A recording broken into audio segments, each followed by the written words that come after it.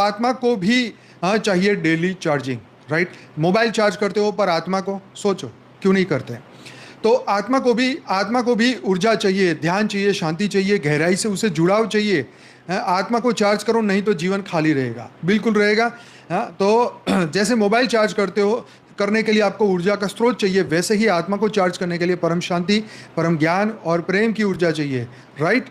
ऐसे ही बाबूजी कहते हैं कि आत्मा को अगर रोज ध्यान और आत्मस्मृति में ले आएंगे तो वो फिर से देवत्व को प्राप्त कर सकते हैं, वो फिर से ब्रह्म स्वरूप बन सकते हैं, महाब्रह्म स्वरूप बन सकते हैं, परम महाब्रह्म स्वरूप बन सकते हैं।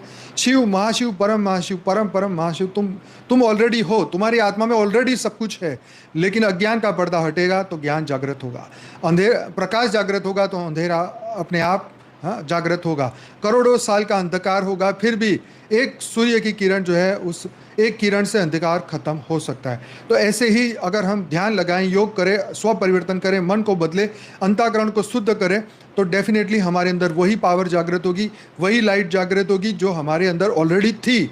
और वही आत्मा का प्रकाश, जैसे मैं हमेशा बोलता हूँ कि अनंत सूर्यों का प्रकाश हमारे भीतर है, वो जब जागृत होगा तो आप देखेंगे कि आपका मन, बुद्धि, संस्कार सब कुछ परिवर्तित हो जाएगा।